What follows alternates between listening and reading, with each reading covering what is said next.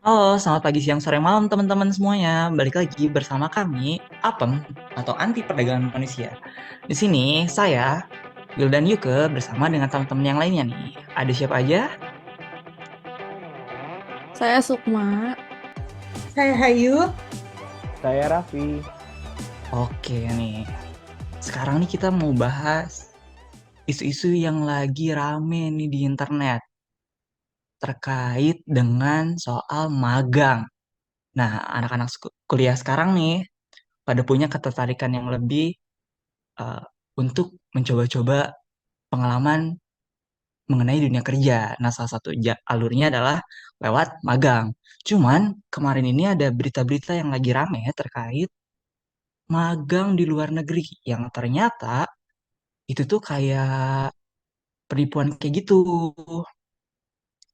Jadi, mahasiswa Indonesia banyak yang coba magang di luar negeri, tapi ternyata begitu sampai sana mereka bukan magang selayaknya magang anak kuliahan, justru malah kerja-kerja kasar gitu. Nih, dari teman-teman semuanya nih, eh, kalian merhatiin juga nggak sih terkait eh, perkembangan berita soal magang-magang fiktif di luar negeri ini? Mungkin boleh dari Hayu gimana nih, Hay? Jadi dengar yang ada di berita yang beredar ya, kasus magang yang ada di Jerman ini tuh bermula dari pemerintah Jerman itu punya program untuk mahasiswa mereka di sana, di mana selama liburan mereka itu menyediakan program untuk mahasiswa yang mau kerja selama liburan tersebut. Eh, tapi di Indonesia malah disampaikan eh, program ini tuh bukan program kerjaan selama liburan, melainkan program magang, di mana kemudian agensi yang melakukan magang itu mengaitkan kalau program tersebut merupakan program Merdeka Belajar Kampus Merdeka dan bisa disebutkan bisa dikonversi menjadi 20 SKS perkuliahan. Eh, Tadi saya sebut kalau misalnya ada angka besar yang tertipu itu ternyata angkanya itu bisa sebesar 1.047 mahasiswa dari 33 universitas Indonesia. Yang banget kan? Di sini program yang disebut itu namanya Verin Job. Eh, Verin Job itu apa sih? Mungkin Sukma boleh jelasin. Jadi varian job ini mengutip dari CNN Indonesia tahun 2024. Varian job ini itu merujuk pada kayak kerja paruh waktu selama semester break gitu. Tapi bukan magang, tapi dia lebih ke bagian dari job marketnya. Nah, tetapi varian job yang ada di kasus magang ini itu eh, tidak jenis pekerjaannya itu tidak seperti jenis pekerjaan yang pada umumnya, bukan pada apa ya, bukan kurang cocok untuk dilakukan oleh mahasiswa. Kayak, jadi mereka tuh lebih para korban ini lebih mengandalkan tenaga fisiknya seperti ngangkat-ngangkat kardus, terus packing barang untuk dikirim, cuci piring di restoran atau jadi porter di bandara. Lalu variant job ini di kasus magang ilegal ini tidak memiliki kerjasama antar negara gitu. Jadi ya otomatis ilegal dan tidak berhubungan dengan kegiatan akademis dari mahasiswa, dari para korban tersebut gitu.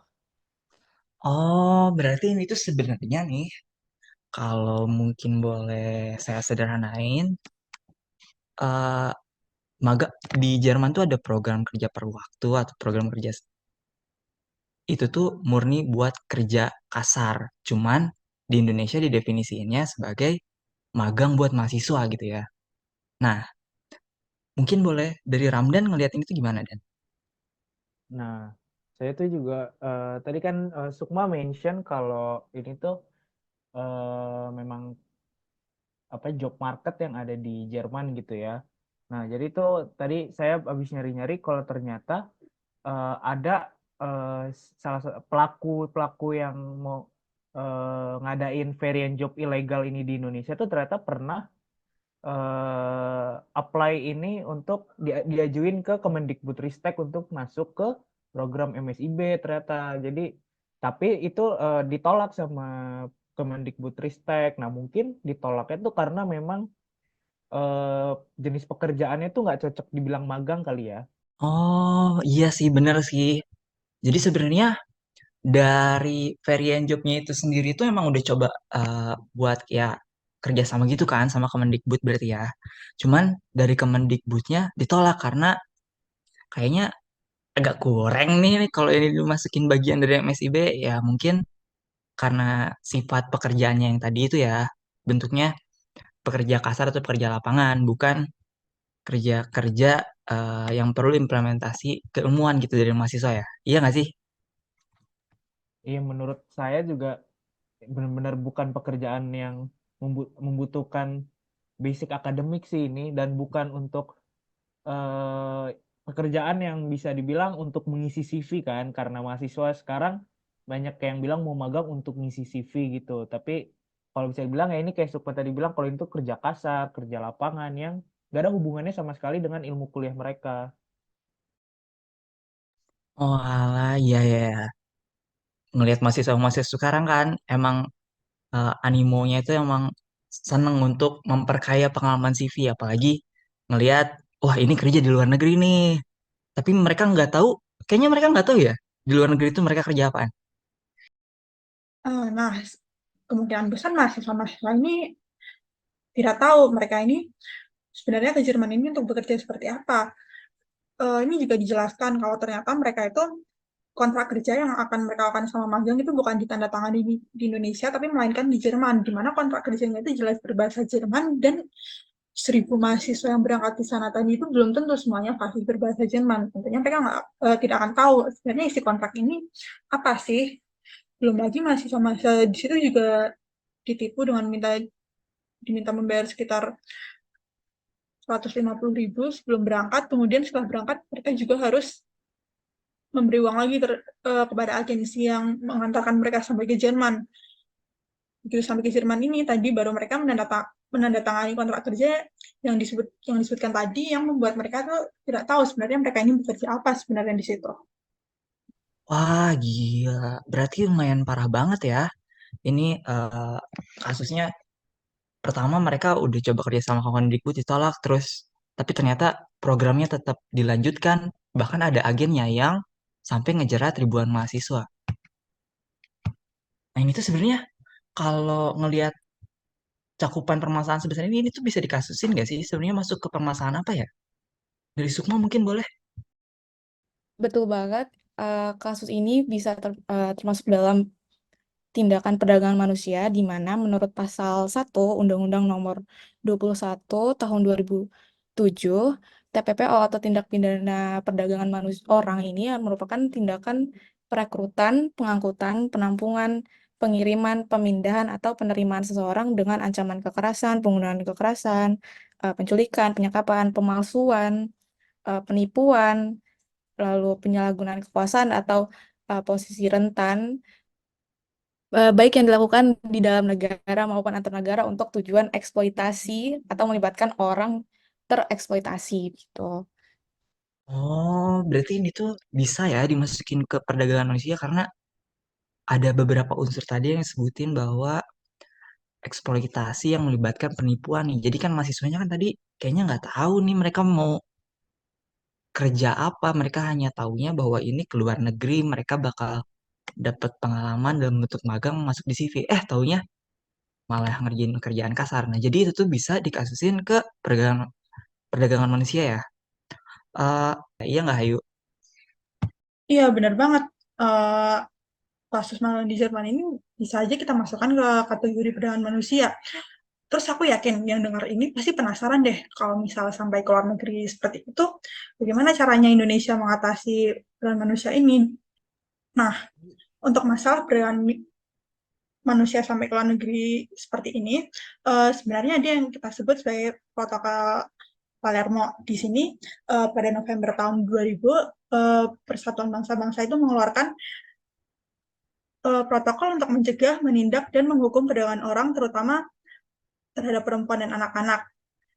Eh, di sini protokol tersebut menjadi sebuah instrumen internasional dalam mengatasi segala aspek perdagangan manusia. Protokol ini hadir untuk menguraikan konvensi internasional dan menguraikan instrumen yang komprehensif melawan kejahatan terorganisir transnasional dan membahas eh, perdagangan manusia terutama pada perempuan dan anak-anak. Protokol ini sendiri kemudian diratifikasi oleh 117 negara, salah satunya Indonesia, yang menandatangani protokol ini pada 12 Desember tahun 2000 dan diratifikasi lewat Undang-Undang Nomor 14 tahun 2009. Nah, protokol Palermo ini hadir sebagai bentuk perjanjian internasional yang juga menjadi salah satu sumber hukum dan acuan untuk menanggulangi tindak pidana perdagangan orang. Berdasarkan protokol Palermo ini, tentunya negara-negara yang sudah meratifikasi dan menandatangani protokol tersebut kemudian bertanggung jawab untuk bekerja sama satu sama lain untuk mengatasi tindak perdagangan manusia. Kerjasamanya yang dilakukan itu seperti apa? Boleh nih teman-teman yang lain untuk lanjut menjelaskan. Nah, jadi itu kan kalau protokol Palermo itu yang dalam cakupan internasional yang luas ya. Nah, saya itu juga pernah dengar kalau di cakupan regional juga Indonesia itu ikut mendeklarasikan bersama ASEAN anti perdagangan manusia. Jadi negara-negara di ASEAN itu terutama aparat penegak hukumnya saling bekerja sama untuk mencegah perdagangan manusia karena kenapa di ASEAN dulu yang harus dikuatin karena nggak mungkin kan perdagangan manusia itu langsung jauh-jauh karena pasti harus melewatin wilayah negara A, negara B. Jadi dicegah dari sedini mungkin. Itu kalau untuk di ASEAN. Wah, berarti sebenarnya kalau ngelihat konteks ini, dunia internasional juga udah aware ya atau udah memperhatikan isu ini dengan ya tadi adanya protokol Palermo dalam tingkat internasional secara global dan juga kalau ngelihat regional Indonesia ini udah ada ASEAN yang mencoba melakukan kerjasama dalam upaya memitigasi dan menangani masalah ini ya. Nah, terkait dengan yang kasus magang di Jerman ini, udah ada upaya belum sih dari pemerintah pemerintah Indonesia untuk mencoba mengatasi kasus ini nih? Mungkin boleh dari Hayu.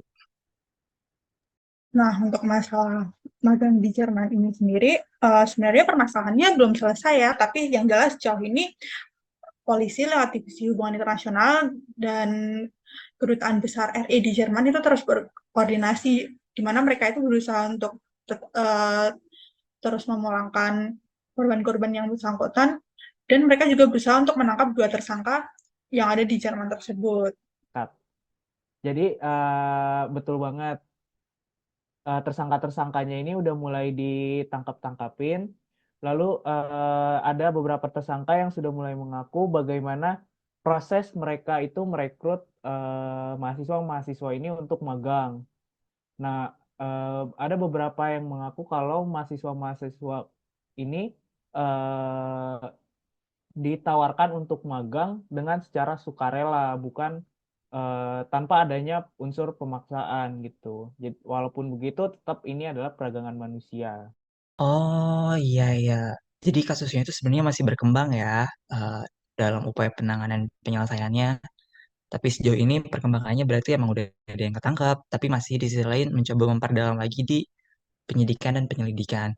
Nah, tapi kalau ngelihat ini sebenarnya kita bisa berkaca nggak sih sama peristiwa sebelumnya terkait ya hal-hal serupa tentang eksploitasi pekerja di luar negeri gitu. Mungkin dari teman-teman yang lain ada? Kasus perdagangan manusia kayak gini tuh sebenarnya pernah juga terjadi, eh, yang terjadi pada tahun 2023. Ini menurut BBC News Indonesia. Jadi ada kasus mahasiswa di sebuah politeknik di Sumatera Barat yang seharusnya magang di Jepang, tapi ternyata mereka malah menjadi buruh ilegal di Jepang. Jadi eh, mereka ini setiap hari harus bekerja selama 14 jam, tidak ada hari libur, dan dikasih waktu makan maksimal hanya 15 menit. Lalu gaji yang seharusnya mereka diterima itu 5 juta per bulan, tapi dipotong jadi 22 juta, dipotong 2 juta per bulan untuk diberikan ke kampus sebagai bentuk dana kontribusi. Pihak dari Politekniknya sendiri ini tidak punya izin proses magang di luar negeri, terus juga tidak memiliki kurikulum magang di luar negeri, dan bekerja sama dengan perusahaan Jepang tanpa diketahui oleh KBRI. Nah, kasus ini ditemukan ketika 2 dari 9 orang mahasiswa yang menjadi korban melapor ke KBRI Tokyo ketika magangnya yang terkait magangnya yang menjadi buruh. Nah, eh,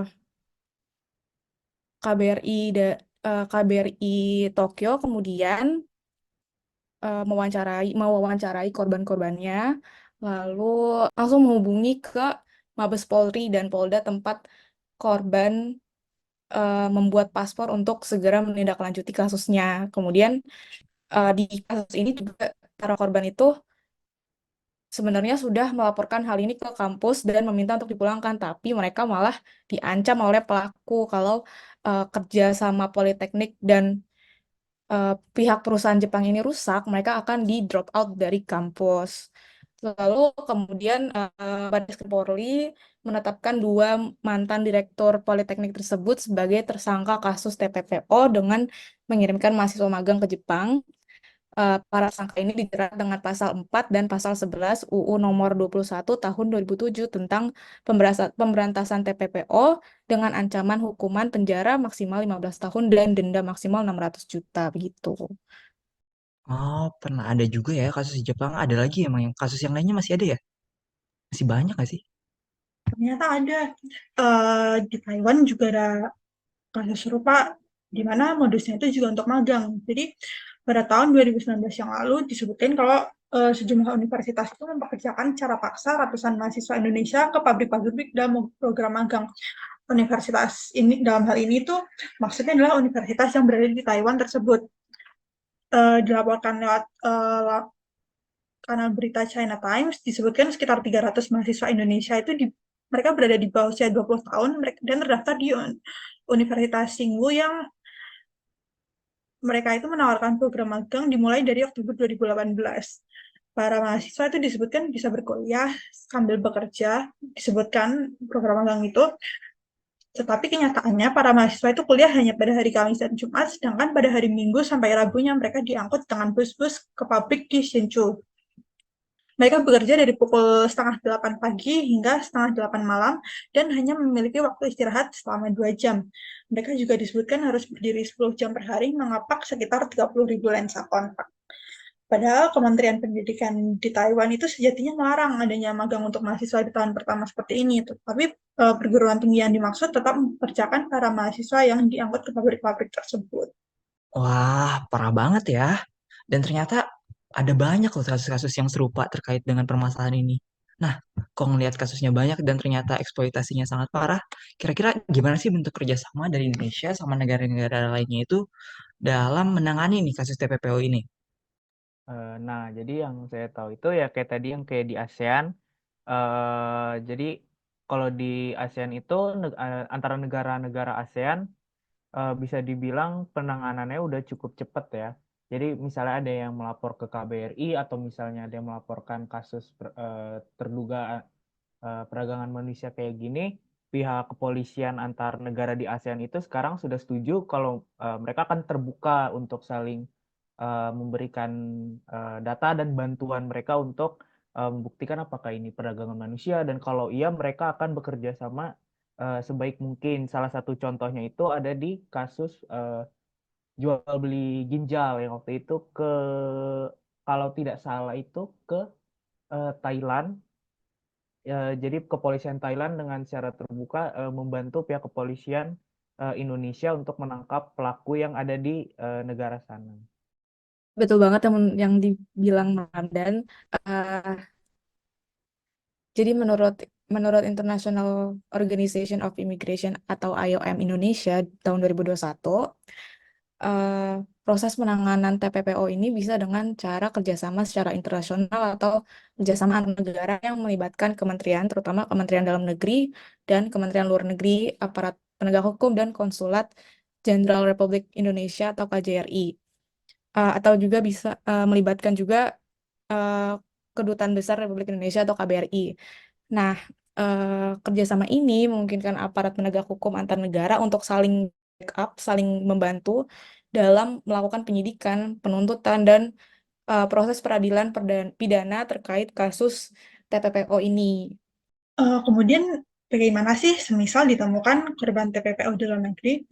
Nah, jadi Di sini bila ditemukan korban TPPO di luar negeri, korban itu dapat meminta bantuan dan perlindungan hukum ke Kedutaan Besar Republik Indonesia atau KBRI atau ke Konsulat Jenderal Republik Indonesia atau KJRI yang berada di negara setempat. Kemudian di KBRI atau KJRI ini korban akan diwawancarai oleh Senior Liaison Officer atau SLO dari Polri sebagai penghubung atau contact person mengenai kasusnya.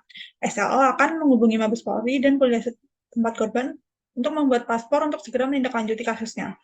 Polisi yang mendapatkan rujukan kemudian bekerja sama dengan Interpol dan aparat penegak hukum yang bersangkutan serta lembaga lain yang menyediakan bantuan untuk korban. Dalam hal pemulangan korban ke Indonesia, korban harus mendapatkan pengawasan yang ketat untuk mengawasi adanya jaringan perdagangan manusia yang mengawasi korban. Oh, berarti emang udah ada ya eh, cara-cara yang tadi disampaikan dari IOM Indonesia dan juga mungkin buat eh, teman-teman nih yang menemukan atau melihat korban TPO di luar negeri, alurnya itu harus gimana, minta bantuannya ke siapa yang tadi dibilangin KBRI atau ke KJRI. Dan juga nanti dalam upaya penanganannya, SLO Polri itu bakal menjadi penghubung antara Mabes Polri dengan Polda setempat atau mungkin nanti akan ada komunikasi P2P antar kepolisian di berbagai negara. Oke, wah makasih banget nih teman-teman atas pembahasannya kali ini. Jadi kalau mungkin boleh aku lihat dan aku simpulin terkait kasus belakangan ini tuh jadi ada mahasiswa atau sekelompok atau sejumlah mahasiswa yang ikut tertarik dengan salah satu program yang terlihat sangat menarik yaitu program magang di luar negeri, tapi ternyata eh, apa yang dilakukan itu bukan magang yang semestinya bagi mahasiswa dalam memenuhi CV itu hanya sebagai bentuk kerja paruh waktu dari free and job atau eh, pekerjaan-pekerjaan kasar dan juga kerja-kerja lapangan yang hanya dilakukan di luar negeri. Nah, dan ini pun bukan resmi ada di bawah Kemendikbud, tapi tetap berjalan oleh agennya masing-masing dalam memberangkatkan mahasiswa-mahasiswa ke sana. Nah, dalam melihat kasus ini itu bisa kita kategorikan sebagai perdagangan manusia karena ada terdapat beberapa unsur, yakni eksploitasi dan juga penipuan dalam upaya untuk memindahkan manusia atau memobilisasi para mahasiswa ke sana dan ketika di sana mereka baru uh, dipekerjakan dan dieksploitasi tidak seperti apa yang mereka bayangkan ketika akan berangkat. Lalu kemudian kasus ini tuh bukan kasus pertama, tapi ada berbagai peristiwa lainnya yang serupa dengan ini, yaitu kejadian juga di Jepang dan Taiwan. Jadi mahasiswa-mahasiswa Indonesia banyak yang berangkat ke luar negeri, tapi akhirnya mereka dieksploitasi. Nah, dalam upaya untuk menangani permasalahan ini, itu ada banyak banget dari upaya mitigasi dan juga penanganan itu ada komitmen dunia internasional, komitmen bersama yaitu Konferensi Palermo, lalu dilanjut di tingkat regional ASEAN juga ada tingkat kerjasamanya tersendiri.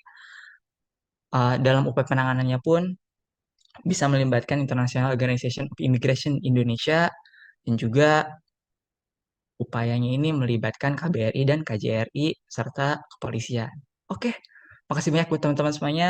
Kita udah ngobrol-ngobrol hari ini membahas apa yang lagi rame di internet dan juga semoga ini bisa menjadi tambahan pengetahuan buat teman-teman yang mendengar terkait dengan magang-magang yang ternyata isunya menjadi perdagangan manusia. Oke, selamat menjalani hari-harinya kembali teman-teman. Terima kasih sudah ngobrol-ngobrol dan juga semoga apa yang kita sampaikan bermanfaat. Oke, terima kasih semuanya. Dadah. Terima kasih semuanya. Thank you, terima kasih.